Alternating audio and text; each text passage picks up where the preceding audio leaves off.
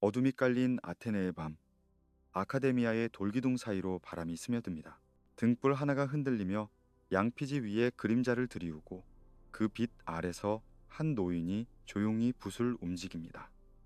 플라톤, 그는 지금 하나의 이야기를 기록하고 있습니다.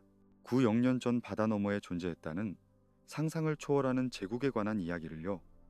이것은 단순한 전설이 아닙니다. 플라톤이 티마이오스와 크리티아스라는 두 대화편에 남긴 이 기록은 인류 역사상 가장 오래되고 가장 신비로운 수수께끼의 시작점입니다. 아틀란티스. 그 이름만으로도 우리는 황금빛 궁전과 거대한 파도, 그리고 하룻밤 사이에 사라진 문명을 떠올립니다. 플라톤은 이 이야기를 자신이 만든 것이 아니라고 말합니다. 그의 증조부 크리티아스로부터 전해 들었고, 크리티아스는 아테네의 위대한 입법자 솔론에게서 들었다고 합니다. 그리고 솔론은 어디서 이 이야기를 들었을까요? 이집트입니다. 나일강 삼각주의 고대 도시 사이스.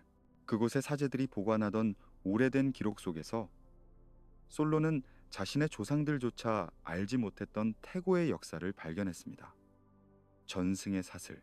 이야기는 이렇게 세대를 거쳐 흘러왔습니다. 이집트 사제에서 솔론으로, 솔론에서 크리티아스로, 크리티아스에서 플라톤으로 각 단계마다 시간의 먼지가 쌓이고 기억은 조금씩 변형되었을지도 모릅니다. 하지만 그 핵심은 살아남았습니다. 헤라클레스의 기둥 너머, 거대한 대서양 어딘가에 존재했던 한 제국의 이야기가요. 사이스의 사제들은 솔론에게 말했습니다. 당신 내 그리스인들은 언제나 어린아이 같소. 그리스에는 진정으로 오래된 지식이 없소. 홍수와 화재가 문명을 쓸어버릴 때마다 인류의 기억은 리셋되었습니다. 하지만 이집트는 달랐습니다. 나일강의 범람이 그들을 보호했고 그들의 신전 깊숙한 곳에는 수천 년의 기록이 보관되어 있었습니다. 거기에 아틀란티스의 이야기도 있었던 것입니다. 플라톤이 살던 기원전 4세기 아테네에서 철학자들은 이상 국가를 꿈꾸었습니다. 어떻게 하면 완벽한 사회를 만들 수 있을까? 정의란 무엇이며 권력은 어떻게 행사돼야 하는가? 플라톤의 국가는 바로 이런 질문들로 가득합니다. 그리고 아틀란티스 이야기는 그 연장선상에 있습니다. 완벽했던 문명이 어떻게 타락하고 몰락하는지 보여주는 살아있는 경고의 우화였던 것입니다. 당시 사람들에게 바다는 무한한 신비였습니다. 헤라클레스의 기둥, 즉 지브롤터 해협 너머로는 아무도 가본 적이 없었습니다. 그곳에는 무엇이 있을까? 괴물들? 세상의 끝? 아니면 또 다른 세계? 상상력은 미지의 공간을 채웁니다. 그리고 아틀란티스는 그 상상력이 만들어낸 가장 장대한 창조물이었습니다. 아카데미아의 학당 안 촛불이 하나둘 꺼져갑니다. 학생들은 스승의 목소리에 귀를 기울입니다. 플라톤은 아틀란티스를 단순한 옛날 이야기로 소개하지 않습니다. 그는 이것이 진실한 이야기라고, 완전히 사실이라고 강조합니다.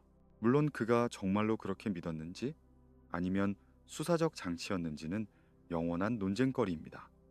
하지만 중요한 것은 그가 이 이야기에 담고자 했던 메시지입니다.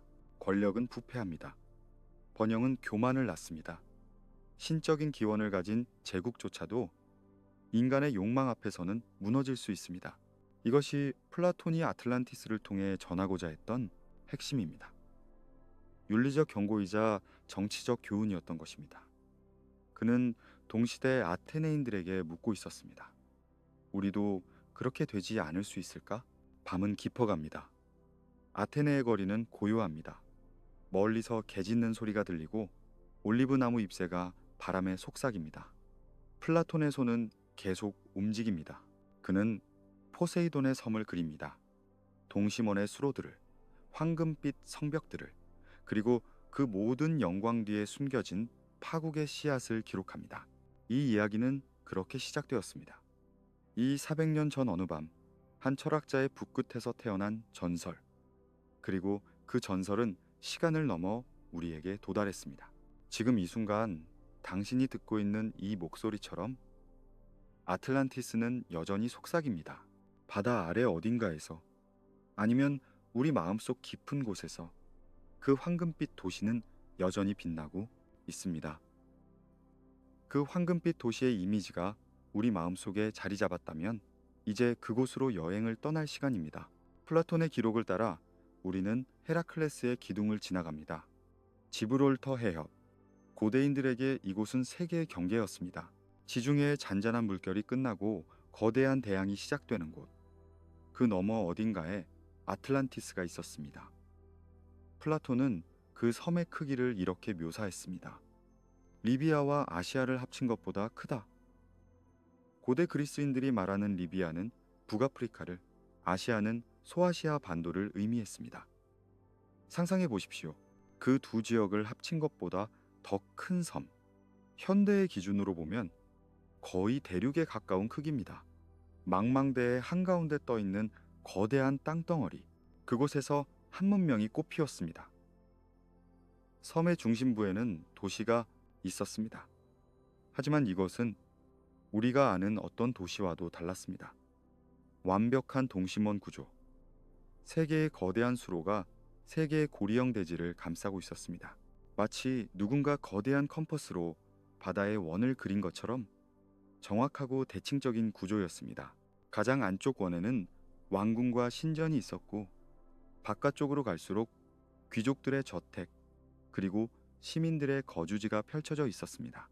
수로를 통해 바다와 도시는 연결되었습니다. 배들이 이 인공 운하를 따라 도심 깊숙이까지 들어올 수 있었습니다. 외곽의 거대한 항구에는 수백 척의 배가 정박해 있었습니다. 무역선들이 세계 곳곳에서 물건을 실어 날랐고, 전함들이 제국의 힘을 과시하며 줄지어 서 있었습니다. 트리레메스, 세단 노이 군선들이 물살을 가르며 출항하는 모습을 플라톤은 자세히 기록했습니다. 그 배들의 숫자만 200척이 넘었다고 합니다. 성벽들은 금속으로 덮여 있었습니다. 가장 바깥쪽 성벽은 청동으로, 그 안쪽은 주석으로, 그리고 가장 안쪽 왕궁을 둘러싼 성벽은 오리칼쿰으로 빛났습니다. 오리칼쿰, 이 신비로운 금속의 정체는 오늘날까지도 수수께끼입니다. 어떤 이들은 황동이나 청동의 일종이라고 말하고, 어떤 이들은 전설 속에만 존재하는 마법의 금속이라고 합니다. 플라톤은 이것이 불을 제외하고는 가장 귀한 것이라고 했습니다. 그 금속은 붉은 빛을 발했고 햇빛을 받으면 불꽃처럼 타올랐다고 합니다. 새벽녘, 해가 돼 서양, 수평선 너머로 떠오를 때를 상상해 보십시오. 첫 햇살이 아틀란티스의 성벽에 닿는 순간 도시 전체가 금빛으로 물듭니다.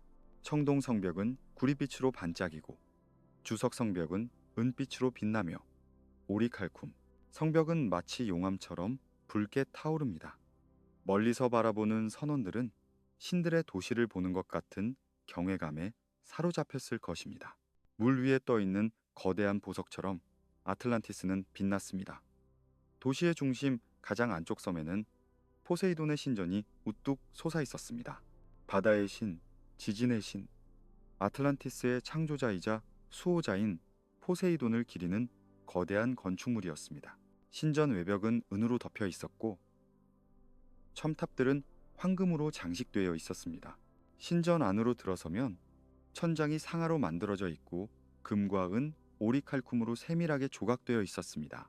빛이 들어올 때마다 천장 전체가 무지갯빛으로 반짝였습니다. 신전 중앙에는 포세이돈의 거대한 금빛 신상이 서 있었습니다.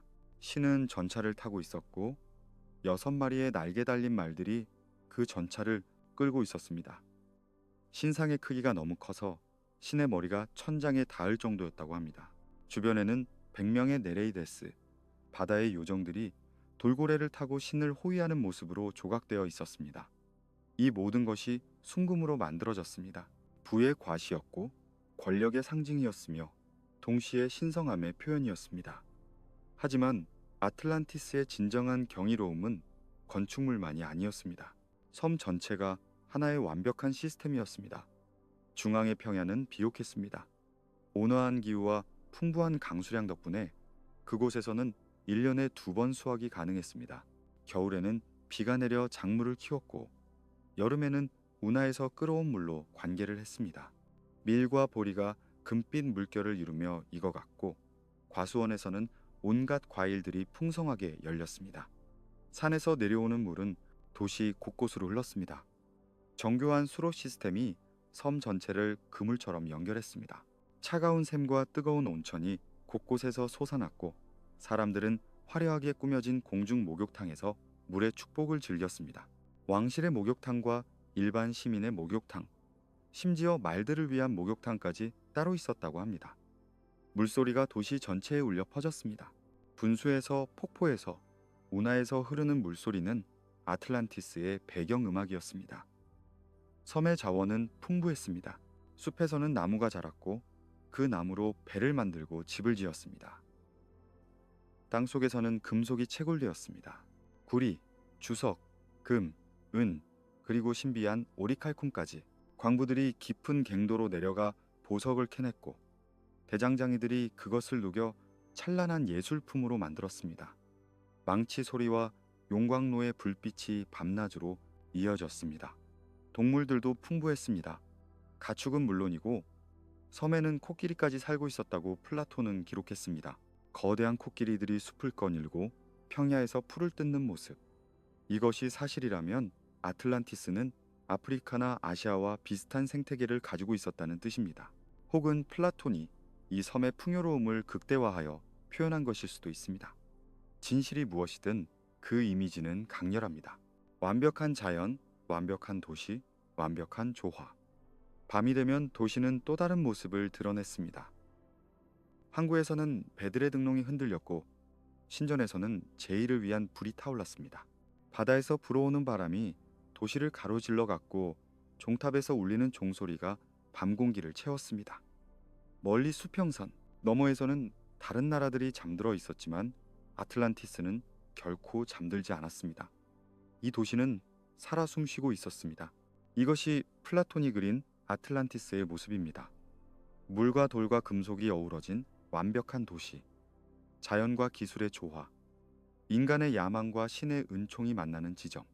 당신은 지금 그 성벽 위를 걷고 있습니다. 발밑으로 청동 바닥이 느껴지고 바다의 짠 냄새가 코끝을 스칩니다. 저 멀리 항구에서는 배가 출항을 준비하고 시장에서는 상인들의 목소리가 들립니다. 이것은 꿈일까요? 기억일까요? 아니면 인류가 영원히 잃어버린 무언가에 대한 그리움일까요? 그 찬란한 도시의 거리를 걷다 보면 우리는 자연스럽게 이 모든 것을 만든 이들에게 관심이 갑니다. 누가 이 완벽한 제국을 다스렸을까요? 그 이야기는 신과 인간의 사랑에서 시작됩니다. 오래전 세상이 신들에게 나뉘었을 때 포세이돈은 이 거대한 섬을 받았습니다. 바다의 신에게 어울리는 선물이었습니다. 삼지창을 든 그가 섬을 처음 방문했을 때 그곳에는 이미 사람들이 살고 있었습니다. 원시적인 마을, 소박한 삶을 사는 인간들, 그 중에 클레이토라는 이름의 여인이 있었습니다. 그녀는 섬 중앙의 언덕에 살았습니다. 포세이돈은 그녀를 보았고 그 순간 사랑에 빠졌습니다. 신이 인간을 사랑하는 것. 그리스 신화에서는 흔한 일이지만 그 결과는 언제나 특별했습니다. 포세이돈은 클레이토가 사는 언덕을 요새로 만들었습니다. 그는 삼지창으로 땅을 쳐서 물의 고리를 만들었습니다. 세 겹의 수로와 세 겹의 대지, 누구도 쉽게 접근할 수 없는 신성한 공간. 그곳에서 포세이돈과 클레이토는 5쌍의 쌍둥이 아들을 낳았습니다. 10명의 아들. 그들은 반신반인이었습니다. 신의 피와 인간의 피가 섞인 존재들. 포세이돈은 섬을 10개의 지역으로 나누고 각 아들에게 하나씩 맡겼습니다. 그렇게 아틀란티스의 10왕국이 탄생했습니다. 첫째 아들의 이름은 아틀라스였습니다. 그는 마청으로서 최고 왕의 지위를 받았고 가장 크고 비옥한 중앙 지역을 다스렸습니다. 섬의 이름도 그리고 그를 둘러싼 바다의 이름도 그의 이름에서 유래했습니다. 아틀란티스, 아틀라스의 땅, 대서양, 아틀라스의 바다. 그의 이름은 지리 자체가 되었습니다. 둘째는 가데이로스, 그리스어로는 에우멜로스라고 불렸습니다. 그는 섬의 가장 동쪽 끝, 헤라클레스의 기둥과 가까운 지역을 받았습니다. 그곳은 지중해와의 무역이 이루어지는 전략적 요충지였습니다. 나머지 8형제들도 각자의 영토를 받았습니다. 암페레스와 에바이몬, 무네세우스와 아우토크톤, 엘라시포스와 메스토르, 그리고 아자에스와 디아프레페스, 10개의 이름, 10개의 왕국, 하나의 제국. 하지만 이것은 단순한 분할 통치가 아니었습니다. 포세이돈은 아들들에게 법을 제정해 주었고 그 법은 신전 한가운데 있는 오리칼쿰 기둥에 새겨졌습니다. 그 기둥은 거대했습니다. 천장까지 닿을 만큼 높았고 표면 전체에 고대 문자가 빼곡히 새겨져 있었습니다. 왕들의 의무, 권리, 그리고 서로 간의 관계를 규정하는 법전이었습니다. 가장 중요한 규칙은 이것이었습니다. 왕들은 서로를 공격해서는 안 된다. 만약 한 왕국에 위기가 닥치면 다른 왕국들은 반드시 도와야 한다. 모든 중요한 결정은 10왕이 함께 모여 합의로 내려야 한다. 그리고 무엇보다 맏형인 아틀라스의 혈통은 대대로 최고 왕의 자리를 유지한다. 이것은 연방제와 군주제가 결합된 독특한 체제였습니다. 법의 집행 방식도 신성했습니다. 5번째 해마다 그리고 6번째 해마다 번갈아 가며 10왕은 포세이돈 신전에 모였습니다. 홀수회와 짝수회를 공평하게 나누어 어느 쪽도 소외되지 않도록 했습니다. 그들은 밤에 모였습니다. 성스러운 의식은 어둠 속에서 더욱 장엄했습니다. 신전 안에는 성스러운 황소들이 풀어져 있었습니다. 포세이돈께 바쳐진 황소들. 왕들은 무기 없이 오직 나무 막대기와 밧줄만을 가지고 황소 사냥에 나섰습니다. 신전 안을 뛰어다니는 황소들, 추격하는 왕들. 이것은 의식이었고 동시에 왕들의 용맹을 시험하는 시련이었습니다. 마침내 한 황소가 잡히면 그들은 그것을 오리칼쿰 기둥으로 끌고 갔습니다. 기둥 앞에서 황소는 희생되었습니다. 검이 아니라 나무 곤봉으로. 피가 기둥을 타고 흘러내렸습니다. 법이 새겨진 글자들 위로 붉은 피가 스며들었습니다. 그들은 황소의 피를 모아 불 속에 던졌고 나머지 피로 기둥을 정화했습니다. 이것은 맹세의 의식이었습니다. 피로써 그들은 법을 다시 한번 확인했습니다. 그 후 그들은 황금잔에 포도주를 따랐습니다. 각자 한 방울의 피를 잔에 떨어뜨렸습니다. 포도주와 피가 섞였습니다. 그리고 그들은 불 속에 잔을 던지며 맹세했습니다. 나는 이 기둥에 새겨진 법을 지킬 것이다. 나는 형제 왕들을 해치지 않을 것이다. 나는 정의를 따를 것이다. 불길이 치솟았고 황금잔들이 용암처럼 녹아내렸습니다. 밤이 깊어지면 그들은 심판의 시간을 가졌습니다. 어두운 망토를 두르고 아직 따뜻한 희생 제물의 제위에 앉아 그들은 한 해 동안 발생한 문제들을 다루었습니다. 누가 법을 어겼는가? 어떤 분쟁이 있었는가? 무엇을 결정해야 하는가? 횃불의 빛만이 그들을 비췄습니다. 새벽이 올 때까지 그들은 토론하고 판결했습니다. 해가 뜨면 그들은 판결을 황금판에 새겼습니다. 그것을 신전의 벽에 봉헌했습니다. 그렇게 아틀란티스의 법은 축적되었습니다. 세대를 거쳐 황금판들이 신전을 가득 채웠습니다. 각각의 판은 하나의 역사였고 하나의 교훈이었으며 하나의 약속이었습니다. 초기의 왕들은 덕이 높았습니다. 그들 안에는 신의 피가 강하게 흐르고 있었습니다. 그들은 불을 가벼이 여겼습니다. 금과 은이 눈앞에 쌓여 있어도 그것에 취하지 않았습니다. 그들에게 진정으로 중요한 것은 덕이었고 명예였으며 형제간의 유대였습니다. 그들은 서로를 존중했고 백성들을 사랑했으며 법을 신성하게 여겼습니다. 백성들은 그런 왕들을 보며 행복했습니다. 정의로운 통치 아래서 사회는 번영했습니다. 농부들은 땅을 경작했고 상인들은 무역을 했으며 예술가들은 아름다운 것들을 만들어냈습니다. 전쟁은 없었습니다. 적어도 내부에서는. 10왕국은 하나였고 아틀란티스는 평화로웠습니다. 밤마다 왕궁에서는 연회가 열렸습니다.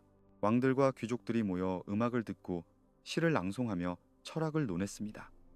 그들은 지혜를 추구했습니다. 그들의 도서관에는 세계 각지에서 모은 책들이 보관되어 있었고 학자들이 그것을 연구했습니다.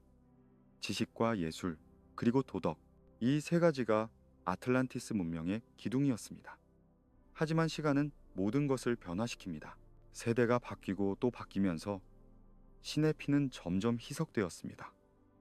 아틀라스의 아들, 그의 손자, 그의 증손자, 계보가 이어질수록 신성은 옅어졌습니다. 그리고 신성이 약해지는 자리를 인간성이 채워 들어갔습니다. 인간의 욕망, 인간의 야망, 인간의 약함이 처음에는 눈치채기 어려웠습니다.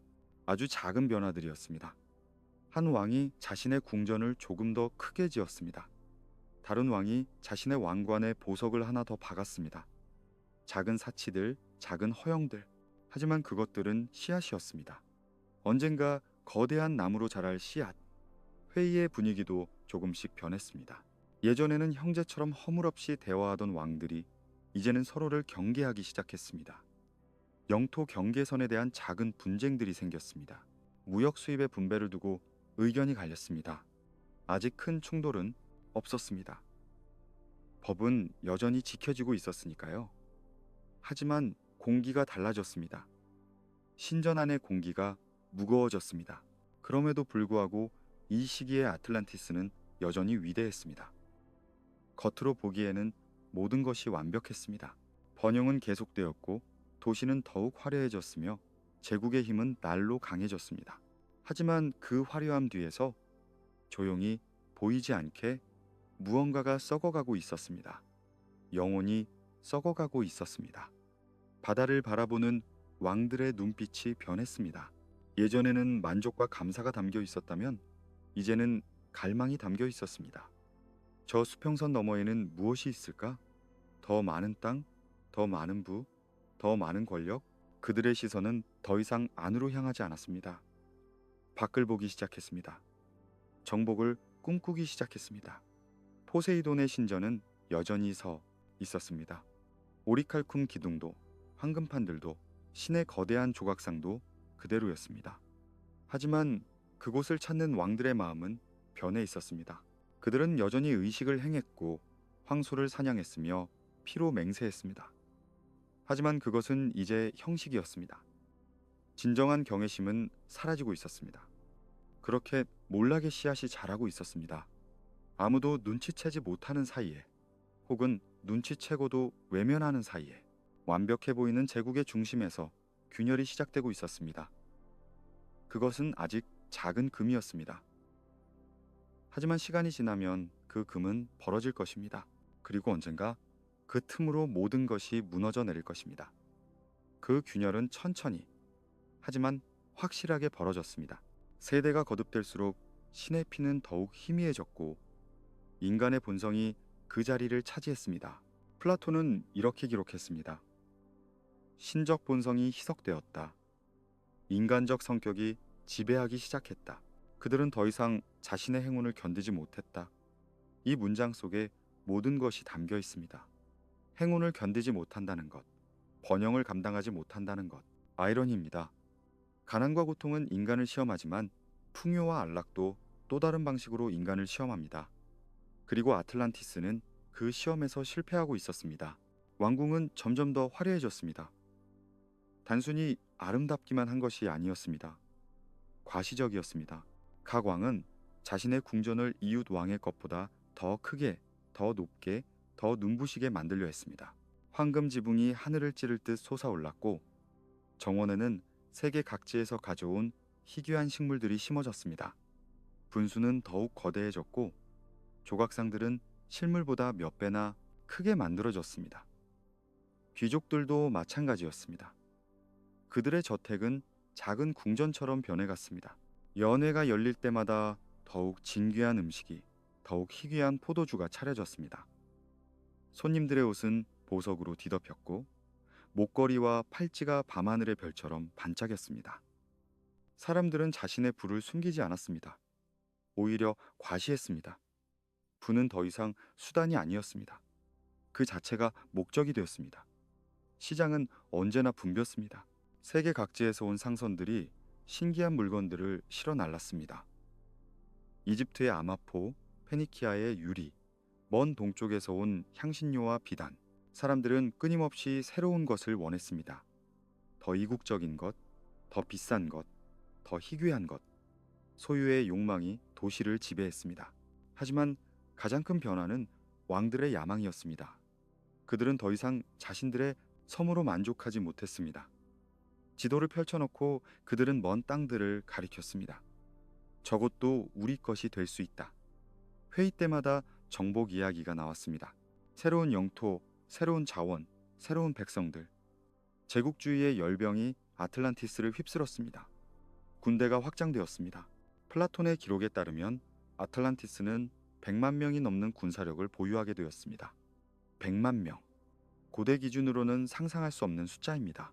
전차가 10,000대, 기병이 10만 명, 보병이 60만 명, 그리고 1200척의 전함. 이것은 방어를 위한 군대가 아니었습니다. 침략을 위한 군대였습니다. 조선소에서는 밤낮으로 망치 소리가 울려 퍼졌습니다. 새로운 전함들이 끊임없이 만들어졌습니다. 더 크게, 더 빠르게, 더 강하게. 뱃머리에는 청동 충각이 달렸고 갑판에는 투석기가 설치되었습니다. 이 배들은 무역선이 아니었습니다.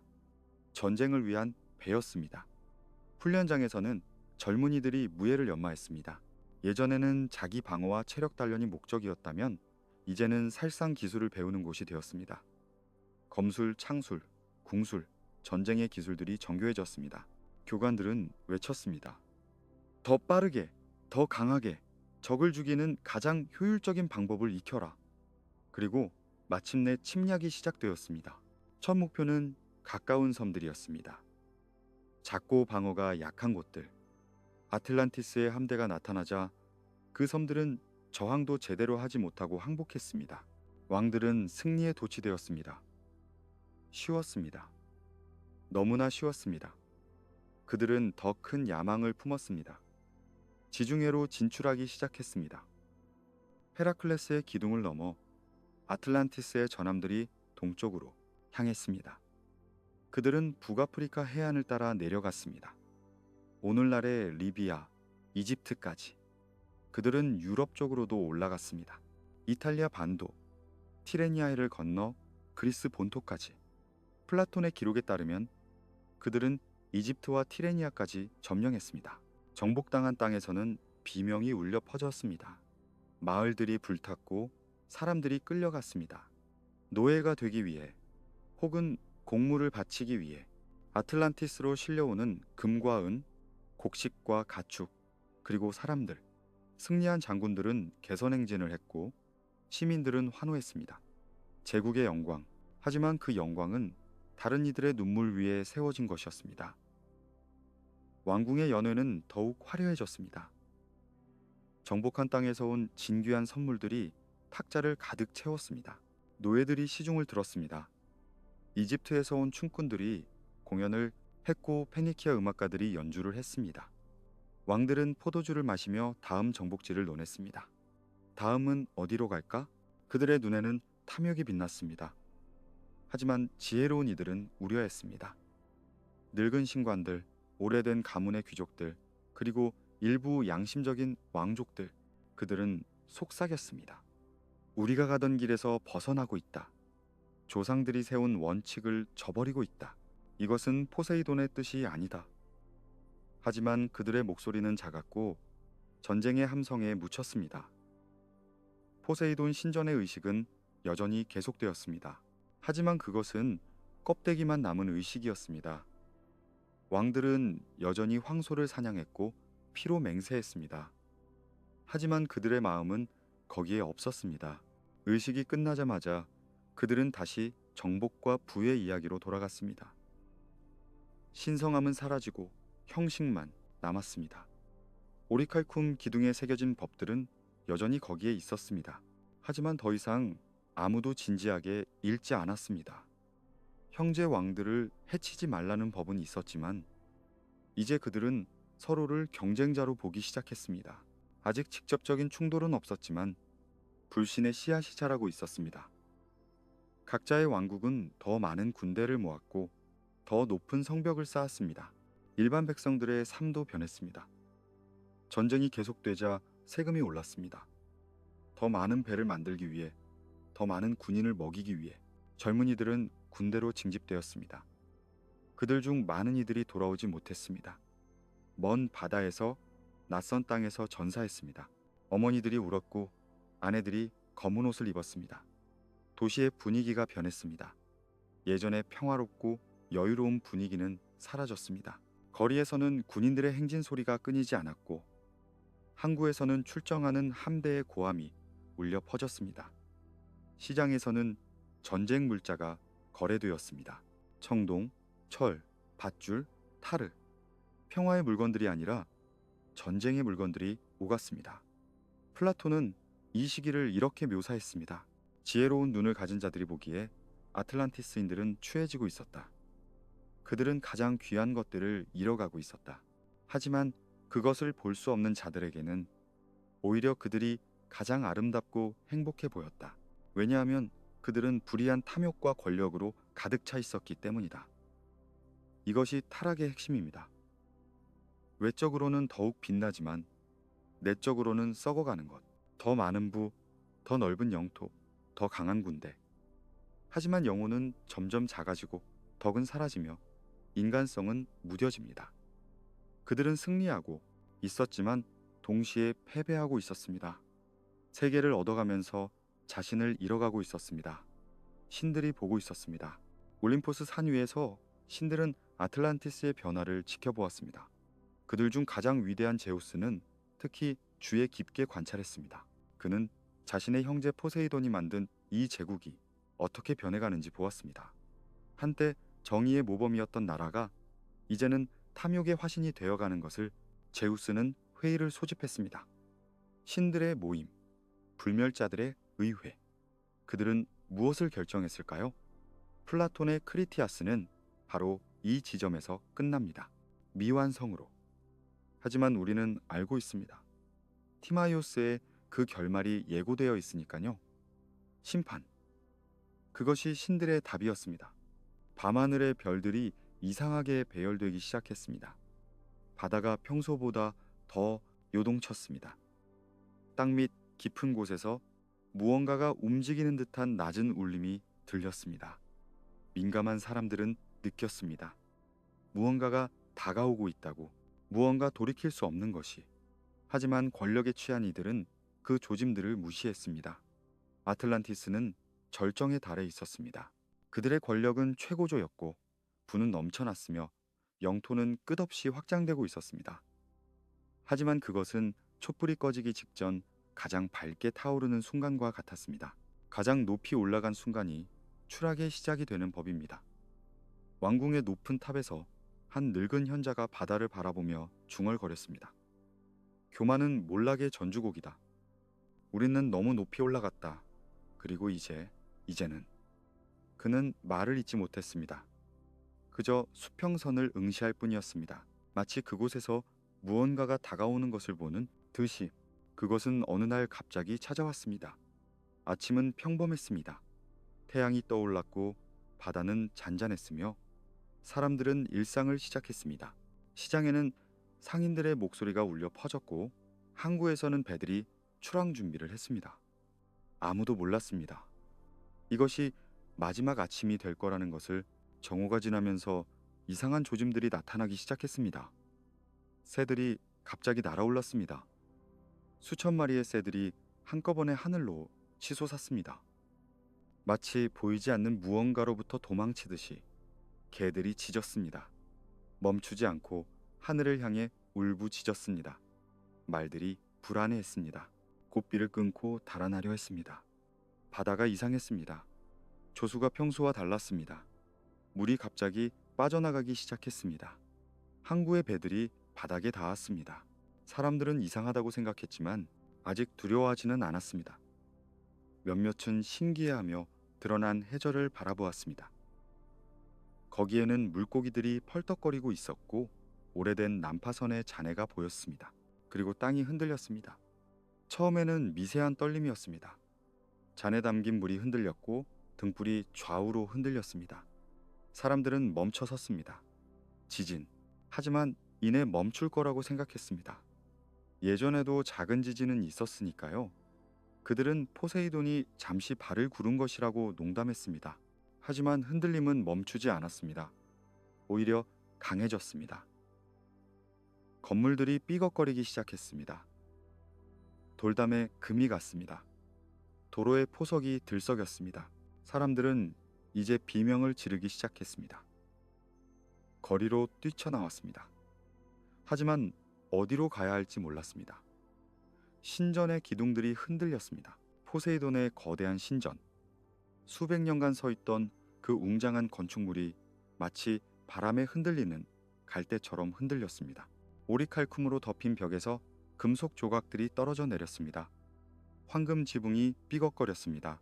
신전 안에 있던 사제들은 신상 앞에 엎드렸습니다. 포세이돈이시여, 당신의 백성들을 구원하소서. 하지만 신은 침묵했습니다. 왕궁도 흔들렸습니다. 화려한 궁전의 벽에 균열이 생겼습니다. 천장에서 회반죽이 떨어졌습니다. 왕들은 회의실에 모여 있었는데 테이블이 흔들리고 의자가 넘어졌습니다. 그들은 서로를 바라보았습니다. 공포가 그들의 눈에 어려 있었습니다. 이제야 그들은 깨달았습니다. 자신들이 무언가 잘못했다는 것을. 하지만 너무 늦었습니다. 멀리서 굉음이 들려왔습니다. 마치 하늘이 찢어지는 듯한 소리였습니다. 아니, 땅이 찢어지는 소리였습니다. 섬의 중심부 어딘가에서 거대한 균열이 생겼습니다. 땅이 갈라지고 있었습니다. 그 틈에서 증기가 뿜어져 나왔습니다. 유황 냄새가 공기를 채웠습니다. 바다가 돌아왔습니다. 하지만 이번에는 조용히 밀려오지 않았습니다. 거대한 벽처럼 파도가 솟아올랐습니다. 항구를 덮쳤습니다. 배들이 장난감처럼 부서졌습니다. 물이 도시로 쏟아져 들어왔습니다. 동심원의 수로들이 넘쳐 흘렀습니다. 거리가 물에 잠겼습니다. 사람들은 높은 곳으로 달려갔습니다. 하지만 물은 그들을 따라왔습니다. 밤이 왔습니다. 아니, 밤처럼 어두워졌습니다. 하늘이 검게 변했습니다. 화산재가 하늘을 덮었던 것입니다. 섬 어딘가에서 화산이 폭발한 것입니다. 불기둥이 하늘로 치솟았고 뜨거운 재가 비처럼 내렸습니다. 공기가 뜨거워졌습니다. 숨쉬기가 어려워졌습니다. 혼돈이었습니다. 완전한 혼돈. 사람들은 비명을 질렀고 울었으며 기도했습니다. 어머니들이 아이들을 안고 달렸습니다. 노인들은 무너진 건물 잔해 위에 주저앉았습니다. 군인들조차 무기를 버리고 도망쳤습니다. 질서는 사라졌습니다. 오직 생존 본능만이 남았습니다. 왕들은 신전으로 향했습니다. 마지막 희망처럼 그들은 포세이돈의 신전으로 갔습니다. 하지만 그곳도 무너지고 있었습니다. 거대한 기둥들이 하나씩 쓰러졌습니다. 황금 신상이 비틀거렸습니다. 오리칼쿰 기둥, 법이 새겨진 그 신성한 기둥조차 금이 가고 있었습니다. 수백 년의 맹세들이, 수백 년의 법들이 그렇게 균열 속으로 사라져갔습니다. 섬 전체가 가라앉기 시작했습니다. 천천히. 하지만 멈출 수 없이 땅이 바닷속으로 내려갔습니다. 건물들이 물에 잠겼습니다. 거리가 사라졌습니다. 정원이, 광장이, 궁전이, 신전이 모두 바다 밑으로 가라앉았습니다. 그 화려했던 문명이, 그 자랑스러웠던 제국이 파도 아래로 사라져갔습니다. 플라톤은 이렇게 기록했습니다. 하루와 하룻밤 사이에 아틀란티스는 바닷속으로 가라앉아 사라졌다. 하루, 단 하루 만에 수백 년 동안 쌓아올린 모든 것이 하루 만에 사라진 것입니다. 그 찬란했던 도시가, 그 막강했던 군대가, 그 엄청났던 부가 모두 물거품이 되었습니다. 다음 날 아침 바다는 다시 잔잔했습니다. 마치 아무 일도 없었던 것처럼. 하지만 아틀란티스는 없었습니다. 헤라클레스의 기둥을 지나 그곳으로 항해하던 선원들은 더 이상 섬을 발견할 수 없었습니다. 대신 그들은 얕은 바다를 발견했습니다. 진흙과 잔해로 가득한 항해하기 어려운 바다를. 이것이 아틀란티스가 있던 자리의 흔적이었습니다. 생존자가 있었을까요? 아마도 소수는 있었을 것입니다. 멀리 떨어진 식민지에 있던 사람들, 항해 중이던 선원들, 운 좋게 다른 땅으로 피난한 사람들. 하지만 그들의 수는 적었고 그들이 전하는 이야기는 너무나 끔찍해서 아무도 믿으려 하지 않았을 것입니다. 거대한 섬이 하룻밤 사이에 사라졌다고? 말도 안 돼. 하지만 이야기는 남았습니다. 입에서 입으로, 세대에서 세대로. 그 이야기는 변형되었고 과장되었으며 때로는 축소되었습니다. 하지만 핵심은 살아남았습니다. 바다 너머 어딘가에 위대한 문명이 있었다는 것, 그들이 너무 교만해졌다는 것, 그리고 신들이 그들을 벌했다는 것. 이집트의 사제들이 그 이야기를 기록했습니다. 나일강의 신전 깊숙한 곳에 그들은 오래된 전설들을 보관했습니다. 거기에 아틀란티스의 이야기도 있었습니다. 0년 전의 일이라고 그들은 말했습니다. 정확한 날짜인지는 알 수 없습니다. 하지만 아주 오래전 일이라는 것은 분명했습니다. 그리고 수천 년 후 솔론이 그 이야기를 들었습니다. 그는 아테네로 돌아와 사람들에게 말했습니다. 그의 이야기는 가족들에게 전해졌고 결국 플라톤에게 도달했습니다. 플라톤은 그것을 기록했습니다. 그렇게 아틀란티스는 문학이 되었습니다. 역사인지 신화인지 알 수 없는, 하지만 강력한 메시지를 담은 이야기가 되었습니다. 침몰한 섬, 잃어버린 문명, 바다 밑에 잠든 도시. 이 이미지는 인류의 상상력을 사로잡았습니다. 왜일까요? 아마도 우리 모두가 무언가를 잃어본 경험이 있기 때문일 것입니다. 완벽했던 순간, 행복했던 시절, 다시는 돌아갈 수 없는 과거. 아틀란티스는 그런 상실의 상징이 되었습니다. 동시에 그것은 경고이기도 했습니다. 교만하지 말라. 부와 권력에 취하지 말라. 자연의 힘 앞에서 인간은 얼마나 작은가. 문명이 아무리 위대해도 한순간에 무너질 수 있다. 이것이 아틀란티스가 우리에게 남긴 교훈입니다. 밤하늘의 별들이 바다에 비칩니다. 파도가 조용히 해변을 적십니다. 그 파도 아래 어딘가에 아틀란티스가 잠들어 있을지도 모릅니다. 황금빛 성벽은 이제 산호로 덮여 있고 포세이돈의 신전은 물고기들의 집이 되었을 것입니다. 오리칼쿰 기둥은 녹슬었고 왕들의 궁전은 조개 껍데기로 뒤덮였을 것입니다. 하지만 그 이야기는 살아있습니다. 물 위에서 우리의 기억 속에서 영원히. 플라톤이 세상을 떠난 후 그의 가장 유명한 제자가 의문을 제기했습니다. 아리스토텔레스. 논리와 실증을 중시하던 이 철학자는 스승의 이야기를 그대로 받아들이지 않았습니다. 그는 차갑고 냉정한 눈으로 아틀란티스를 바라보았습니다. 만든 사람이 사라지게 했다. 아리스토텔레스가 남긴 이 한 문장은 강력했습니다.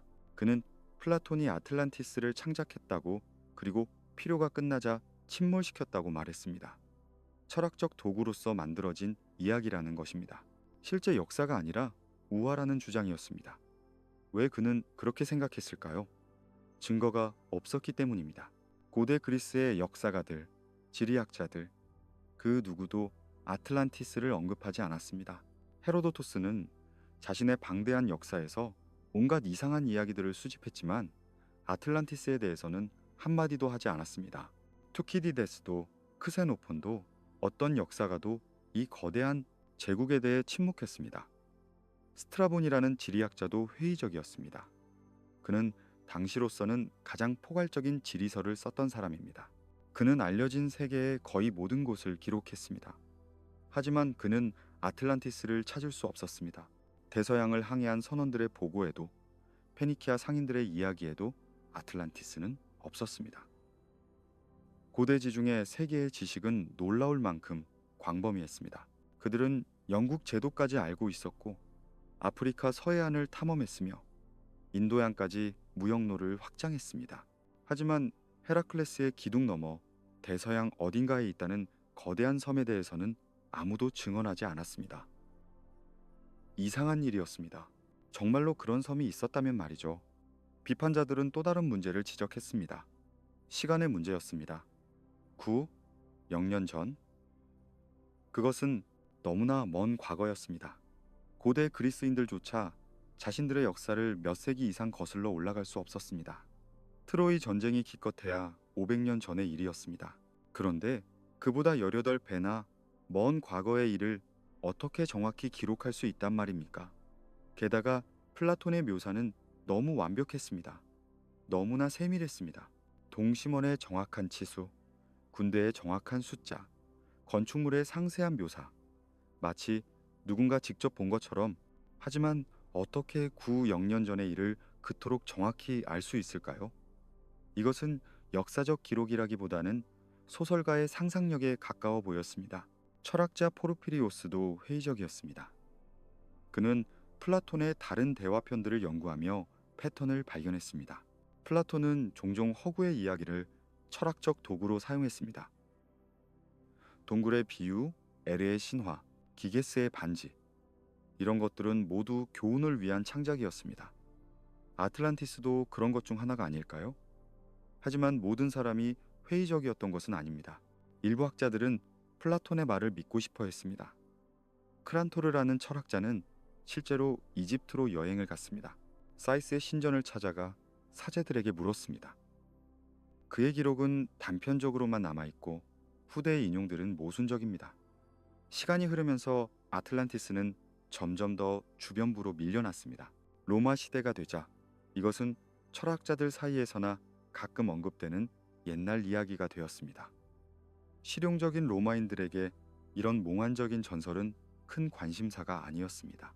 그들은 도로를 건설하고 수도를 놓고 제국을 관리하는 데 바빴습니다. 하지만 이야기는 완전히 사라지지 않았습니다. 도서관에 먼지 쌓인 서가에서 플라톤의 대화편들은 조용히 살아남았습니다. 필사본으로 복사되고 보존되고 전해졌습니다. 알렉산드리아의 대도서관에도 로마의 개인 서재에도 플라톤의 책은 있었습니다. 그리고 그 안에 아틀란티스도 살아 있었습니다. 고대 세계의 지식인들은 대체로 합리적이었습니다. 그들은 증거를 요구했고 논리를 중시했으며 신화와 역사를 구분하려 했습니다. 아틀란티스는 그 구분선 위에서 애매하게 떠 있었습니다. 역사일 수도 있고 신화일 수도 있는, 사실일 수도 있고 허구일 수도 있는, 어떤 의미에서 고대의 비판자들이 옳았습니다. 증거가 없는 것은 사실이었으니까요. 고고학적 증거도 동시대의 기록도 물리적 흔적도 없었습니다. 오직 플라톤의 두 대화편만이 유일한 출처였습니다. 그것은 약한 기반이었습니다. 하지만 동시에 그들은 무언가를 놓쳤을 수도 있습니다. 모든 전설에는 진실의 씨앗이 있을 수 있습니다. 실제로 어떤 재앙이 있었고 어떤 문명이 사라졌으며 그 기억이 왜곡되고 과장되어 아틀란티스 이야기가 되었을 가능성은 없을까요? 이것은 나중시대의 학자들이 탐구할 질문이 되었습니다. 밤이 깊어갑니다. 고대 도서관의 촛불이 깜박입니다. 한 학자가 플라톤의 크리티아스를 읽고 있습니다. 그는 고개를 가웃거립니다. 이것이 정말 있었던 일일까? 그는 창밖을 바라봅니다. 별들이 반짝입니다. 진실은 그 별들처럼 멀고 아득합니다. 하지만 질문은 남습니다. 영원히 남습니다. 그 질문들은 세월의 강물 속으로 잠겨들었습니다. 로마 제국이 쇠퇴하고 서유럽이 혼란에 빠지면서 고대의 지혜는 점점 더 희미해졌습니다. 도서관들이 불탔습니다. 알렉산드리아의 대도서관도 로마의 수많은 서재들도 시간과 전쟁 앞에서 무너졌습니다. 양피지 두루마리들이 재가 되었고 그 안에 담긴 지식들도 함께 사라졌습니다. 아니, 정확히 말하면 다른 종류의 빛 속으로 들어갔습니다. 기독교의 빛, 수도원의 촛불. 그 빛 아래서 살아남을 수 있는 지식은 제한되어 있었습니다. 이교도 철학자들의 책은 위험한 것으로 여겨졌습니다. 특히 플라톤처럼 신들과 우주론을 논하는 책들은 더욱 그랬습니다. 플라톤의 대화편 대부분은 서유럽에서 사라졌습니다. 국가는 없었습니다. 크리티아스도 없었습니다. 오직 티마이오스의 일부만이, 그것도 라틴어, 번역의 일부만이 살아남았습니다. 칼키디우스라는 사세기학자가 번역한 단편이었습니다. 그리고 그 단편에는 아틀란티스 이야기의 시작 부분만 조금 포함되어 있었습니다. 수도원에서 수사들이 양피지의 글을 베꼈습니다. 촛불 아래서, 추운 필사실에서 그들은 잉크를 찍어가며 글자를 옮겼습니다. 성경, 교부들의 저작, 그리고 허락된 몇몇 고전들, 플라톤의 티마이오스 일부도 그렇게 복사되었습니다. 하지만 완전한 형태가 아니었습니다. 조각난 채로 불완전하게 그렇게 전해졌습니다. 아틀란티스는 거의 잊혀졌습니다. 중세 연대기 작가들은 그것을 언급하지 않았습니다. 기사들의 서사시에도 나오지 않았습니다. 성당의 스테인드 글라스에도 그려지지 않았습니다. 그것은 기억의 지평선 너머로 사라진 것처럼 보였습니다. 1000년 가까운 시간 동안 아틀란티스는 침묵 속에 잠들었습니다. 하지만 동쪽에서는 달랐습니다. 비잔티움 제국, 즉 동로마 제국에서는 그리스어가 살아 있었습니다. 콘스탄티노플의 도서관에는 고대 그리스의 필사본들이 보존되어 있었습니다. 플라톤의 완전한 저작들도 거기에 있었습니다. 학자들이 그것을 읽었고 연구했으며 복사했습니다. 그곳에서 아틀란티스는 살아 있었습니다. 이슬람 세계에서도 그리스 철학은 번영했습니다. 바그다드의 지혜의 집에서 아랍 학자들은 플라톤을 아랍어로 번역했습니다. 그들은 그리스 철학을 연구하고 주석을 달고 발전시켰습니다. 아비센나, 아베로에스 같은 위대한 사상가들이 플라톤을 읽었습니다. 그들도 아틀란티스 이야기를 알고 있었습니다. 하지만 서유럽에서는 그 모든 것이 베일에 가려져 있었습니다. 언어에 장벽이 있었습니다. 그리스어를 읽을 수 있는 사람이 거의 없었습니다. 문화의 장벽도 있었습니다. 이슬람 세계의 지식을 받아들이는 것은 쉽지 않았습니다. 그렇게 아틀란티스는 서유럽 사람들에게는 먼 메아리처럼 희미한 전설처럼만 남아 있었습니다.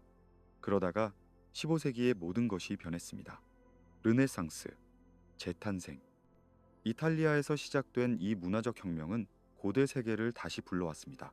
사람들은 로마의 유적을 발굴했고 그리스의 조각상을 찾아냈으며 오래된 필사본들을 수집하기 시작했습니다.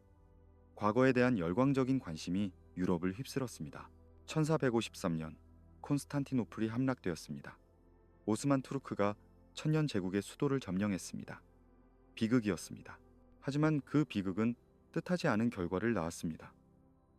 비잔티움의 학자들이 서쪽으로 도망쳤습니다.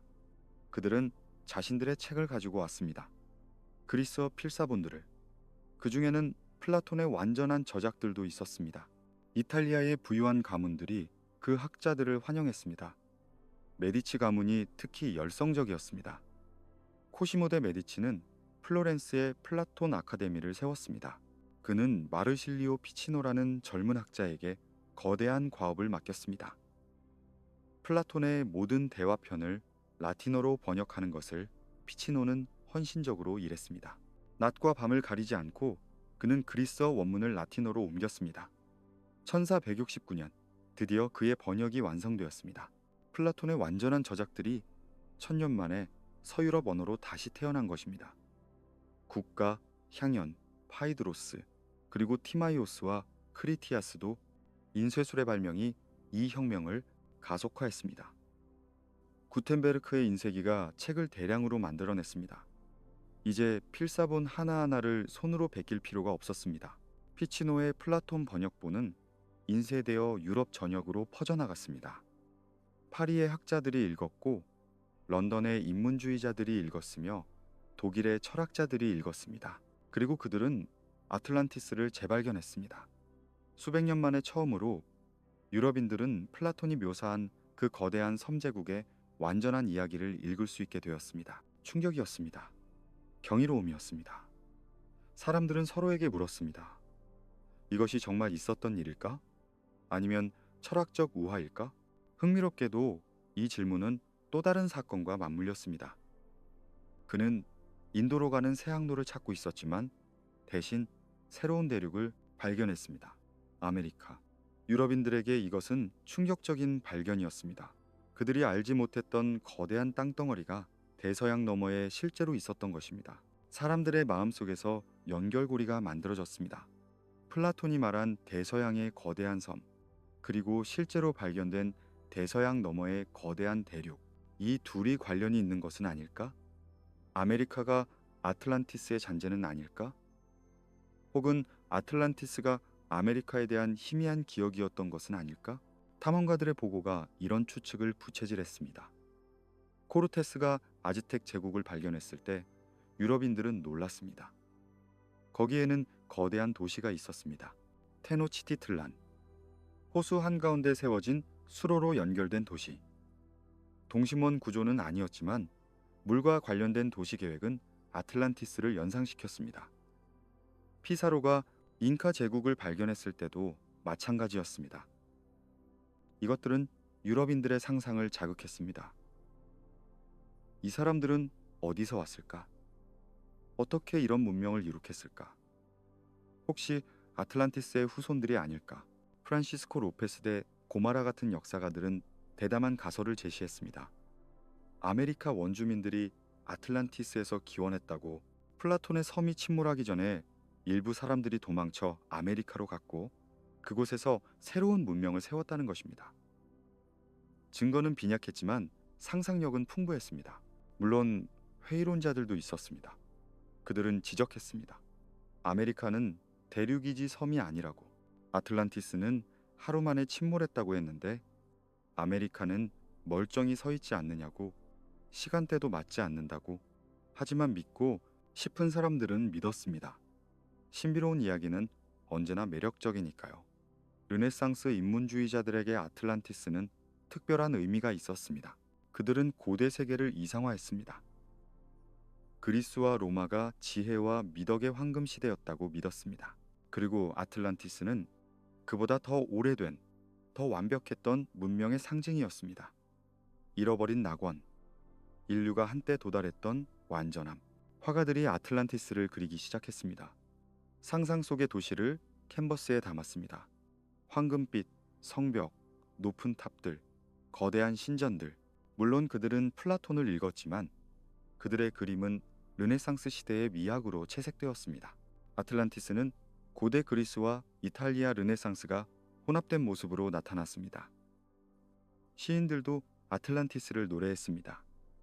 토르카토 타소, 루도비코, 아리오스토 같은 시인들이 자신들의 서사시에 아틀란티스를 언급했습니다.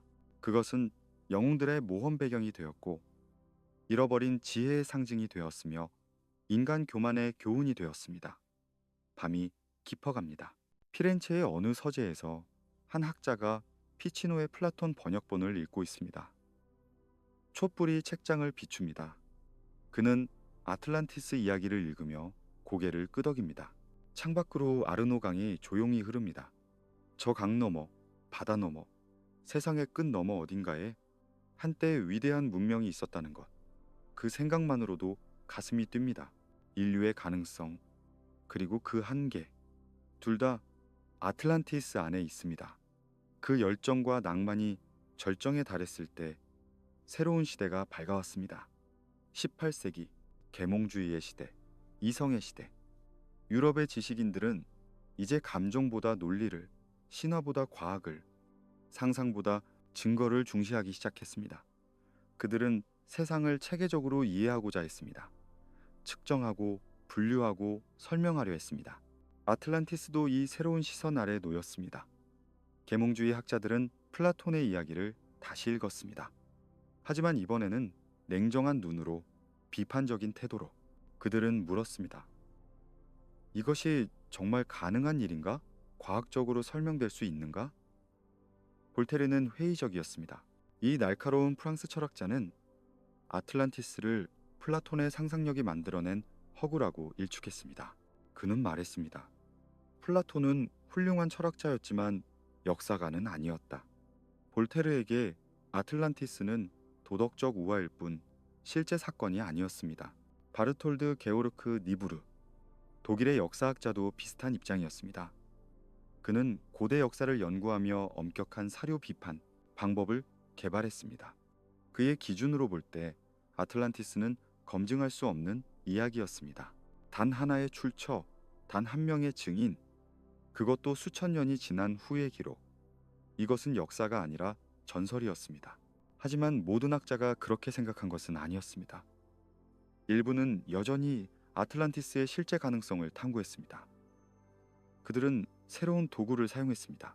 지도 제작술, 지질학, 해양학, 과학이 발전하면서 아틀란티스를 과학적으로 찾아볼 방법도 생겼습니다. 가장 흥미로운 시도 중 하나는 올라우스 루드베크의 작업이었습니다. 이 스웨덴 학자는 1679년부터 방대한 연구를 시작했습니다. 그의 결론은 놀라웠습니다. 아틀란티스는 스웨덴이었다는 것입니다. 그는 아틀란티카라는 4권짜리 책을 썼고 그 안에서 자신의 이론을 상세히 전개했습니다. 루드베크의 논리는 복잡했습니다. 그는 언어학을 동원했습니다. 스웨덴어와 그리스어의 유사성을 찾아냈다고 주장했습니다. 그는 지리학을 사용했습니다. 스웨덴의 지형이 플라톤의 묘사와 일치한다고 말했습니다.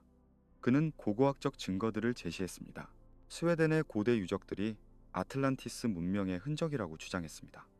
물론 이 이론에는 큰 문제가 있었습니다. 첫째, 스웨덴은 섬이 아니었습니다. 둘째, 스웨덴은 침몰하지 않았습니다. 셋째, 플라톤은 아틀란티스가 헤라클레스의 기둥 너머, 즉 지중해 밖에 있다고 분명히 말했는데 스웨덴은 북유럽에 있었습니다. 이런 모순들에도 불구하고 루드베크는 자신의 이론을 끝까지 밀고 나갔습니다. 그의 작업은 애국심에서 비롯된 것이었습니다. 당시 스웨덴은 강대국이었습니다. 발트해를 지배하고 있었고 유럽 정치에서 중요한 역할을 하고 있었습니다. 루드베크는 자신의 조국이 위대한 과거를 가지고 있다는 것을 증명하고 싶었습니다. 아틀란티스만큼 위대한 과거를 말입니다. 하지만 다른 학자들은 설득되지 않았습니다. 프랑스의 장 실뱅바이, 영국의 토마스 헨리 마틴 같은 역사가들은 루드베크의 이론을 비판했습니다. 증거가 너무 약하다고, 논리가 비약적이라고, 결론이 미리 정해져 있고 증거를 끼워 맞춘 것이라고 지적했습니다. 그럼에도 불구하고 루드베크의 작업은 중요한 의미가 있었습니다. 그것은 아틀란티스를 찾으려는 체계적인 시도였습니다. 단순히 플라톤을 읽고 상상하는 것이 아니라 실제 증거를 찾으려 한 것입니다.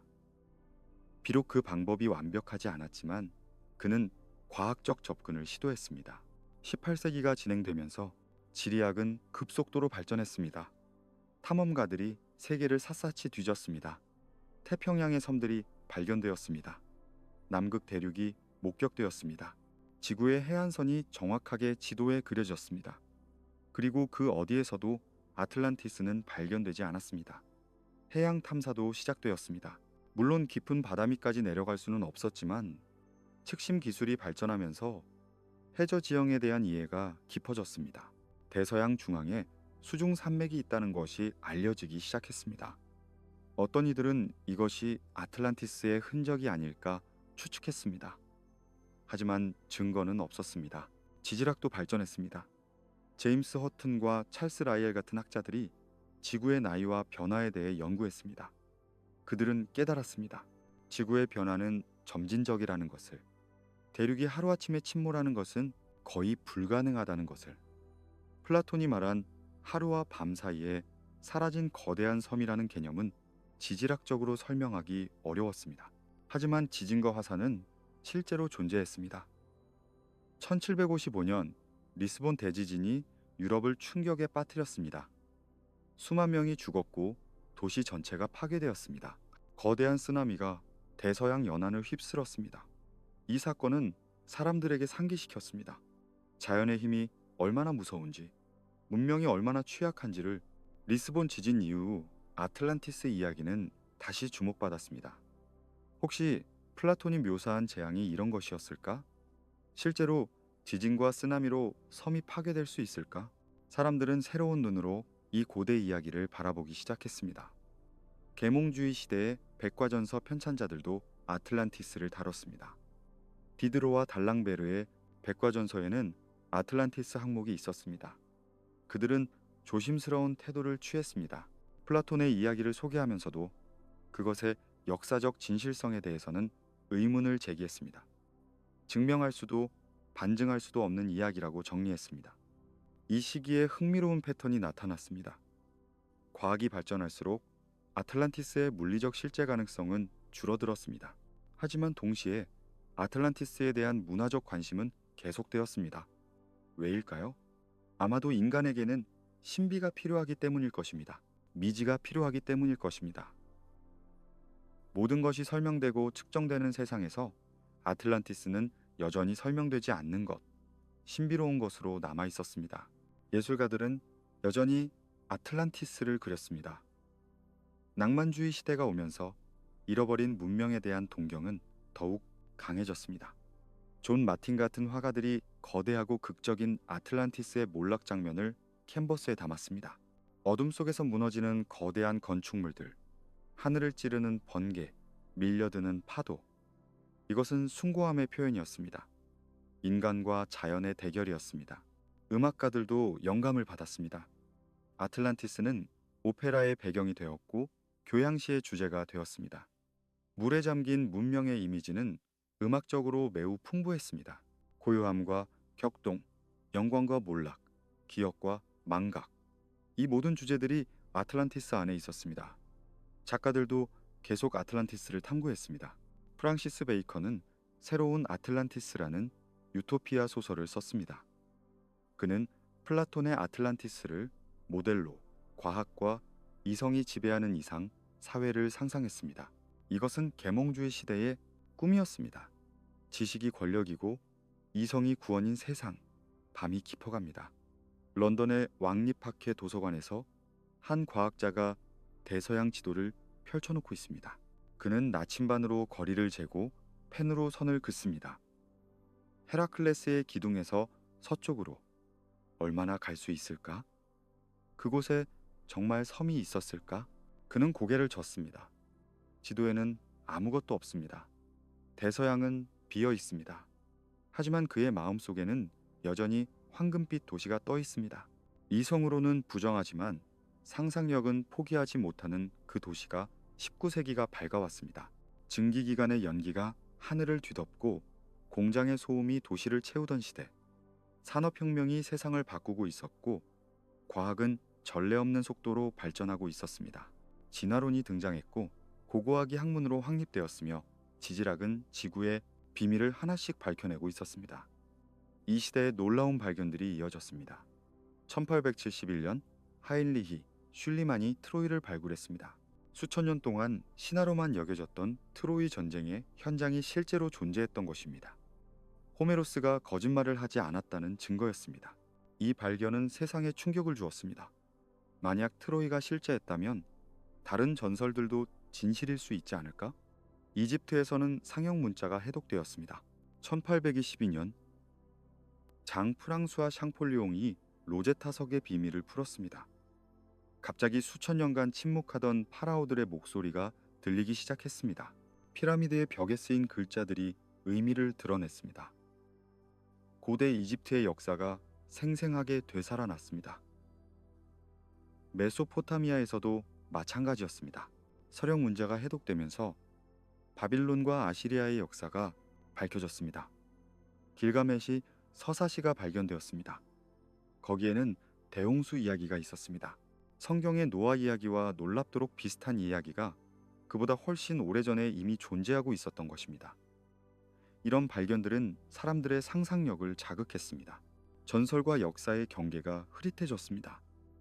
만약 트로이가 실제했고 대홍수가 여러 문명의 기억에 남아있다면 아틀란티스도 실제했을 가능성이 있지 않을까?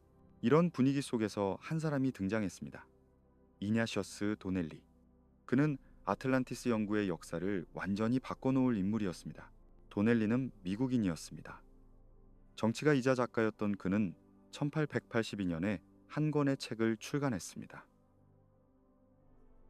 아틀란티스, 대홍수 이전의 세계. 이 책은 폭발적인 반응을 일으켰습니다. 초판이 순식간에 매진되었고 재판이 찍혔으며 곧 여러 언어로 번역되었습니다. 사람들은 이 책에 열광했습니다. 도넬리의 주장은 대담했습니다.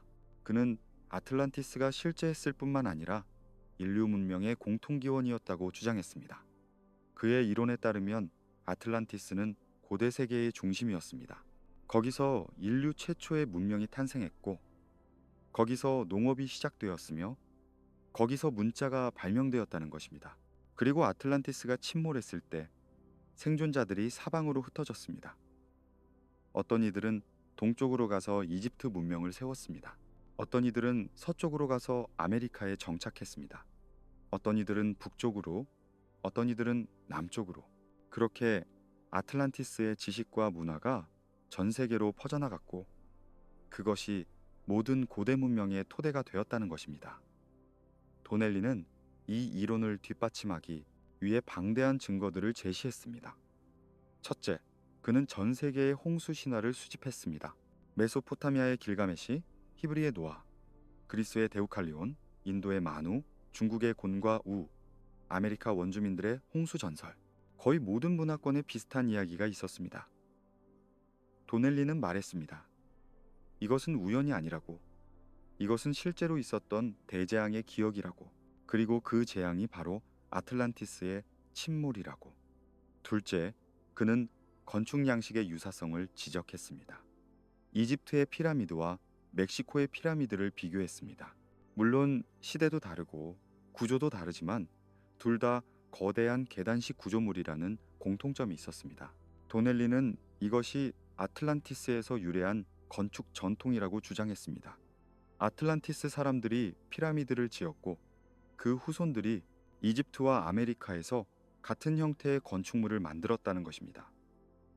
셋째, 그는 농업 작물의 분포를 언급했습니다. 옥수수는 아메리카가 원산지인데 어떻게 고대 이집트 벽화에 옥수수처럼 보이는 식물이 그려져 있는가?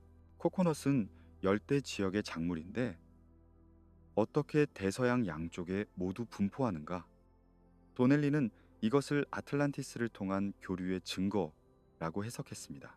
아틀란티스가 교량 역할을 했고 그곳을 통해 식물과 동물이 구대륙과 신대륙 사이를 오갔다는 것입니다. 넷째, 그는 언어학적 유사성을 탐구했습니다. 다른 언어 계통에 속하는 언어들 사이에서도 비슷한 단어들을 찾을 수 있다고 주장했습니다. 특히 신의 이름, 왕의 칭호, 기본적인 개념들에서 유사성이 발견된다고 했습니다. 이것이 공통의 기원, 즉 아틀란티스 언어에서 파생되었다는 증거라고 주장했습니다. 다섯째, 그는 신화의 유사성을 강조했습니다. 뱀 숭배, 태양 숭배, 영혼 불멸의 개념, 내세에 대한 믿음, 이런 종교적 개념들이 전 세계적으로 유사하다는 것입니다. 심지어 아틀란티스라는 이름 자체가 여러 문화에서 변형되어 나타난다고 주장했습니다. 아틀라스, 아즈틀란, 아틀란 등등 모두 같은 뿌리에서 나온 이름이라는 것입니다. 여섯째, 그는 금속 가공 기술을 언급했습니다. 청동기 시대가 거의 동시에 여러 지역에서 시작되었다는 점을 지적했습니다. 이것이 우연일까요? 도넬리는 아니라고 말했습니다. 아틀란티스에서 금속 가공 기술이 개발되었고 그것이 전파되었다는 것입니다. 플라톤이 말한 오리칼쿰도 실제로 존재했던 합금이며 아틀란티스의 고도로 발달한 야금술의 증거라고 주장했습니다. 일곱째, 그는 천문학적 지식의 공통점을 강조했습니다. 고대 문명들이 놀랍도록 정확한 천문 관측 능력을 가지고 있었다는 것입니다. 이집트인들은 시리우스의 움직임을 알고 있었고 마야인들은 금성의 주기를 정확히 계산했으며 스톤헨지는 천문 관측소였습니다. 이런 지식이 어떻게 독립적으로 발전할 수 있었을까? 도넬리는 이것이 아틀란티스에서 전해진 지식이라고 주장했습니다. 여덟째, 그는 항해 기술을 논했습니다. 폴리네시아인들이 어떻게 태평양의 섬들을 찾아다닐 수 있었을까? 페니키아인들은 어떻게 그렇게 먼 거리를 항해할 수 있었을까? 도넬리는 이것이 아틀란티스의 해양 전통에서 비롯되었다고 믿었습니다. 아틀란티스는 해양 제국이었고 그들의 항해 기술이 후대에 전해졌다는 것입니다. 아홉째, 그는 사회 조직의 유사성을 지적했습니다. 신정 정치, 카스트 제도, 계급 사회, 이런 사회 구조가 이집트, 메소포타미아, 인도, 중국, 아메리카 문명에서 모두 발견된다는 것입니다. 우연일까요? 도넬리는 이것이 아틀란티스의 사회 모델이 전파된 결과라고 주장했습니다. 열째, 그는 지질학적 증거를 제시하려 했습니다. 대서양 중앙해령이 침몰한 대륙의 흔적이라고 주장했습니다. 아조레스 제도와 카나리아 제도가 아틀란티스의 산봉우리들이 물 위로 남은 것이라고 말했습니다. 물론 당시의 지질학 지식으로는 이것을 제대로 검증할 수 없었지만 도넬리는 확신에 차 있었습니다. 이 모든 증거들을 종합하여 도넬리는 하나의 거대한 이론을 구축했습니다. 아틀란티스는 실제했다. 그것은 인류 최초의 위대한 문명이었다. 모든 후대 문명은 아틀란티스의 유산을 물려받았다. 우리가 문명이라고 부르는 모든 것의 뿌리는 그 침몰한 섬에 있다. 이것이 도넬리의 메시지였습니다. 책은 대성공이었습니다. 왜 이렇게 많은 사람들이 이 이론에 열광했을까요? 여러 이유가 있었습니다. 첫째, 그것은 매력적이었습니다. 단순하고 명쾌한 설명이었습니다. 복잡한 역사적 발전을 하나의 기원으로 환원시켰습니다. 모든 수수께끼가 풀리는 듯한 느낌을 주었습니다. 둘째, 그것은 당시의 과학적 발견들과 어느 정도 일치하는 것처럼 보였습니다. 정말로 전 세계에 홍수 신화가 있었습니다. 정말로 건축 양식의 유사성이 있었습니다. 물론 도넬리의 해석이 옳은지는 별개의 문제였지만 그는 실제 증거들을 제시했고 그것이 설득력을 주었습니다. 셋째, 그것은 빅토리아 시대의 심리와 맞아떨어졌습니다. 19세기 후반 사람들은 진보를 믿었습니다. 문명이 발전한다고 믿었습니다. 하지만 동시에 그들은 과거에 대한 향수도 가지고 있었습니다. 잃어버린 황금시대에 대한 그리움이 있었습니다. 아틀란티스는 그 두 가지를 모두 충족시켰습니다. 고도로 발전한 고대 문명이라는 개념은 진보에 대한 믿음과 과거에 대한 동경을 동시에 만족시켰습니다. 넷째, 그것은 낭만적이었습니다. 침몰한 대륙, 사라진 문명, 잃어버린 지혜. 이런 이미지들은 상상력을 자극했습니다. 소설의 소재가 되었고 시의 영감이 되었으며 그림의 주제가 되었습니다. 아틀란티스는 문화적 현상이 되었습니다. 하지만 학계의 반응은 달랐습니다. 전문 역사가들과 고고학자들은 도넬리의 이론에 회의적이었습니다. 그들은 그의 방법론에 문제가 있다고 지적했습니다. 도넬리는 유사성만 보고 차이점은 무시했습니다. 그는 증거를 선택적으로 사용했습니다. 자신의 이론에 맞는 것만 채택하고 맞지 않는 것은 배제했습니다. 언어학자들은 그의 언어 비교가 엉터리라고 비판했습니다. 소리가 비슷하다고 해서 같은 어원을 가진 것은 아닙니다. 우연의 일치일 수도 있고 후대의 차용일 수도 있습니다. 체계적인 언어학적 방법론 없이 단어 몇 개를 비교하는 것은 의미가 없었습니다. 인류학자들은 문화적 유사성이 공통 기원 때문만은 아니라고 지적했습니다. 인간의 기본적인 욕구와 환경적 제약이 비슷하면 독립적으로도 비슷한 해결책이 나올 수 있습니다. 피라미드 형태는 안정적인 거대 구조물을 만드는 자연스러운 방법입니다. 태양 숭배는 농경 사회에서 자연스럽게 나타나는 종교적 표현입니다. 지질학자들은 대서양에 침몰한 대륙이 없다고 단언했습니다. 해저 탐사 기술이 발전하면서 대서양의 해저 지형이 밝혀졌습니다. 거기에는 침몰한 대륙의 흔적이 없었습니다. 대서양 중앙 해령은 침몰한 것이 아니라 오히려 솟아오르고 있는 지형이었습니다. 판구조론이 발전하면서 대륙이 어떻게 움직이는지 이해하게 되었고 아틀란티스 같은 대륙이 갑자기 침몰하는 것은 불가능하다는 것이 명확해졌습니다. 고고학자들은 문명의 기원에 대해 더 많이 알게 되었습니다. 메소포타미아, 이집트, 인더스, 중국, 아메리카의 문명들은 각자 독립적으로 발전했다는 증거가 쌓여갔습니다. 그들의 토기, 농업 기술, 문자 체계는 모두 달랐고 각자의 지역적 특성을 반영하고 있었습니다. 공통의 기원을 가정할 필요가 없었습니다. 하지만 대중은 학자들의 비판에 귀를 기울이지 않았습니다. 도넬리의 책은 계속 팔렸고 그의 이론은 계속 퍼져나갔습니다. 왜일까요? 아마도 과학적 진실보다 감성적 호소력이 더 강했기 때문일 것입니다. 사람들은 믿고 싶은 것을 믿습니다. 그리고 아틀란티스는 믿고 싶은 이야기였습니다. 도넬리 이후 아틀란티스는 완전히 다른 차원으로 진입했습니다. 더 이상 플라톤의 철학적 우화도 학자들의 논쟁거리도 아니었습니다. 그것은 대중문화의 일부가 되었습니다. 신지학 운동이 이것을 받아들였습니다. 헬레나 블라바치키 같은 신비주의자들이 아틀란티스를 영적 진화의 무대로 재해석했습니다. 소설가들이 아틀란티스를 배경으로 이야기를 썼습니다. 줄 베르는 해저이만 릭에서 아틀란티스를 언급했습니다.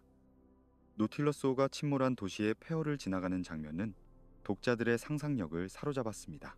아서 코난 도일도 잃어버린 세계에서 비슷한 주제를 다뤘습니다. 아틀란티스는 모든 종류의 신비주의, 오컬티즘, 유사과학의 소재가 되었습니다. 어떤 이들은 아틀란티스인들이 텔레파시를 사용했다고 주장했습니다. 어떤 이들은 그들이 수정 에너지를 활용했다고 말했습니다. 어떤 이들은 그들이 외계인의 도움을 받았다고 믿었습니다. 증거가 없는 주장들이 난무했지만 그것들은 계속 퍼져나갔습니다. 밤이 깊어갑니다. 뉴욕의 한 서재에서 도넬리는 자신의 책이 일으킨 파장을 생각하며 미소 짓습니다. 그는 진실을 밝혔다고 믿습니다. 인류의 기원을, 문명의 비밀을 밝혔다고 생각합니다. 창밖으로 가스등이 반짝입니다. 근대 도시의 불빛들. 하지만 그의 마음은 과거를 향하고 있습니다. 900년 전 대서양 한가운데 황금빛으로 빛나던 그 섬을 향해 그는 다시 펜을 듭니다. 아직 쓸 이야기가 많습니다. 아틀란티스에 대해, 그리고 우리가 잃어버린 것에 대해. 20세기가 밝았습니다. 세상은 전례 없는 속도로 변하고 있었습니다. 비행기가 하늘을 날았고 자동차가 거리를 달렸으며 라디오 전파가 대륙을 가로질렀습니다. 두 차례의 세계대전이 인류를 휩쓸었고 원자가 쪼개졌으며 인간이 달에 발자국을 남겼습니다. 과학은 상상할 수 없었던 것들을 현실로 만들었습니다. 그리고 바로 그 과학이 아틀란티스의 수수께끼에 대해 점점 더 분명한 답을 제시하기 시작했습니다. 해양학의 발전이 결정적이었습니다. 잠수정 기술이 발전하면서 인간은 처음으로 깊은 바다 밑을 직접 관찰할 수 있게 되었습니다. 음파 탐지기가 발명되면서 해저 지형을 정확하게 측정할 수 있게 되었습니다. 1950년대와 60년대 대서양 해저에 대한 체계적인 조사가 이루어졌습니다. 브루스 히즌, 마리 타프 같은 해양학자들이 대서양 해저의 상세한 지도를 만들었습니다. 그들이 발견한 것은 무엇이었을까요? 거기에는 침몰한 대륙이 없었습니다. 대신 거대한 해저 산맥이 있었습니다. 대서양 중앙 해령, 그것은 가라앉은 것이 아니라 솟아오르고 있는 지형이었습니다. 판 구조론이 확립되면서 이 현상이 설명되었습니다. 지구의 표면은 여러 개의 판으로 나뉘어 있고 이 판들은 천천히 움직입니다. 대서양 중앙 해령은 두 판이 갈라지는 곳입니다. 거기서 새로운 해저가 생성되고 있었습니다. 대서양은 좁아지는 것이 아니라 넓어지고 있었습니다. 매년 몇 센티미터씩, 아주 천천히, 하지만 확실하게. 이것은 무엇을 의미할까요? 대서양에 대륙 크기의 섬이 있다가 침몰했다는 개념은 지질학적으로 불가능하다는 것입니다. 물론 작은 화산섬이 폭발로 사라지는 것은 가능합니다. 실제로 그런 사례들이 있습니다. 하지만 플라톤이 묘사한 것 같은 거대한 섬이 하루 만에 침몰하는 것은 지구 과학의 법칙상 일어날 수 없는 일이었습니다. 그렇다면 플라톤의 이야기는 완전히 허구였을까요? 많은 학자들이 다른 가능성을 탐구하기 시작했습니다. 혹시 플라톤이 실제 사건을 바탕으로 했지만 장소나 규모를 과장하거나 변형한 것은 아닐까? 이런 관점에서 가장 주목받은 것이 산토리니 이론이었습니다. 산토리니 고대 이름으로는 테라. 에게해의 이 작은 화산섬에서 기원전 1600년경 엄청난 폭발이 일어났습니다. 지금까지 인류가 기록한 가장 큰 화산 폭발 중 하나였습니다. 화산 폭발 지수로 7등급 크라카타우 폭발보다 4배나 강력했습니다. 내려 거대한 칼데라가 형성되었습니다. 바다가 그 구멍을 채웠습니다. 그 결과는 참혹했습니다. 거대한 쓰나미가 에게해를 휩쓸었습니다. 높이 수십 미터의 파도가 해안 도시들을 덮쳤습니다. 화산재가 하늘을 뒤덮어 몇 날 며칠 동안 어둠이 계속되었습니다. 유황가스가 공기를 오염시켰습니다. 지진이 끊임없이 이어졌습니다. 이것은 재앙이었습니다. 묵시록 같은 재앙이었습니다. 이 재앙의 가장 큰 피해자는 미노아 문명이었습니다. 크레타 섬을 중심으로 번영하던 이 해양 문명은 산토리니 폭발로 치명타를 입었습니다. 그들의 함대가 파괴되었고 해안 도시들이 쓰나미에 휩쓸렸으며 화산재가 농경지를 덮었습니다. 미노아 문명은 이 타격에서 회복하지 못했습니다. 몇십 년 후 그들은 역사 속으로 사라졌습니다. 1960년대 그리스 고고학자 스피리돈 마리나토스가 산토리니에서 발굴을 시작했습니다. 아크로틸이라는 마을의 유적이 드러났습니다. 화산재 아래 완벽하게 보존된 고대 도시였습니다. 폼페이처럼 시간이 멈춘 도시였습니다. 닫힌 건물들, 정교한 프레스코 벽화, 복잡한 배수 시스템. 이것은 고도로 발전한 문명의 흔적이었습니다. 벽화들은 특히 인상적이었습니다. 거기에는 아름다운 여인들이 그려져 있었고 배를 타는 사람들의 모습이 있었으며 돌고래들이 바다를 헤엄치는 장면이 있었습니다. 색채는 여전히 선명했습니다. 붉은색, 노란색, 파란색. 600년 전의 그림이라고는 믿기 어려울 만큼 생생했습니다. 일부 학자들은 주장했습니다. 이것이 바로 아틀란티스라고. 플라톤이 들었던 이야기의 원형이 바로 미노아 문명과 산토리니 폭발이라고 생각해 보십시오. 해양 문명, 발전한 건축, 화려한 궁전, 그리고 갑작스러운 파괴. 모든 요소가 맞아떨어지는 것처럼 보였습니다. 물론 차이점도 있었습니다. 크레타는 대서양이 아니라 에게에 있었습니다. 0년 전이 아니라 600년 전의 일이었습니다. 대륙 크기가 아니라 작은 섬이었습니다. 하지만 지지자들은 이렇게 설명했습니다. 이집트 사제들이 플라톤에게 전할 때 과장했거나 잘못 전달했다고. 혹은 플라톤 자신이 문학적 효과를 위해 규모를 키웠다고. 그리스 지질학자 안젤로스 갈라노플로스는 흥미로운 가설을 제시했습니다. 이집트인들이 숫자를 잘못 전달했을 가능성입니다. 그들이 900년 전이라고 했는데 그것이 전승 과정에서 900년 전으로 부풀려졌다는 것입니다. 실제로 고대 기록에서 이런 종류의 오류는 드물지 않았습니다. 이 이론은 매력적이었습니다. 그것은 신화와 역사를 연결했습니다. 완전한 허구도 문자 그대로의 사실도 아닌 그 중간 어딘가 실제 사건이 전설로 변형된 것. 이것은 많은 사람들에게 만족스러운 해답처럼 보였습니다. 하지만 모든 학자가 동의한 것은 아니었습니다. 회의론자들은 지적했습니다. 플라톤의 묘사와 미노아 문명 사이에는 너무 많은 차이가 있다고. 플라톤은 명확히 헤라클레스의 기둥 너머라고 했습니다. 지중해 밖이라는 뜻입니다. 크레타는 지중해 안에 있습니다. 플라톤은 리비아와 아시아를 합친 것보다 크다고 했습니다. 크레타는 작은 섬입니다. 게다가 플라톤의 묘사는 너무 구체적이었습니다. 동심원 구조의 도시, 특정한 치수들, 군대의 정확한 숫자, 이런 것들은 크레타나 산토리니의 실제 모습과 전혀 맞지 않았습니다. 만약 플라톤이 정말 미노아, 문명을 바탕으로 했다면 왜 이렇게 다르게 묘사했을까요? 어떤 학자들은 다른 설명을 제시했습니다. 플라톤이 여러 전통을 혼합했을 가능성입니다.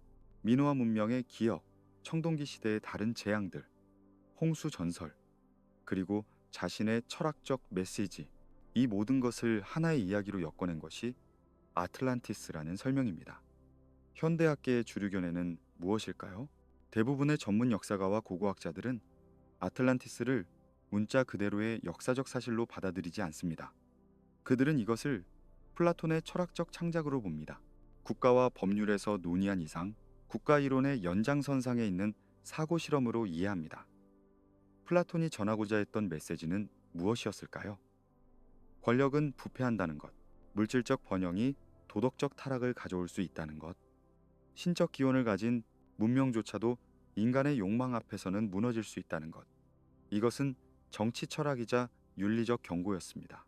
하지만 학계의 견해와 대중의 관심은 여전히 다릅니다. 21세기에도 아틀란티스는 살아있습니다. 수백 권의 책이 매년 출판됩니다. 다큐멘터리가 만들어집니다. 웹사이트와 포럼에서 끝없는 토론이 이어집니다. 사람들은 여전히 찾고 있습니다. 그 잃어버린 도시를 왜일까요?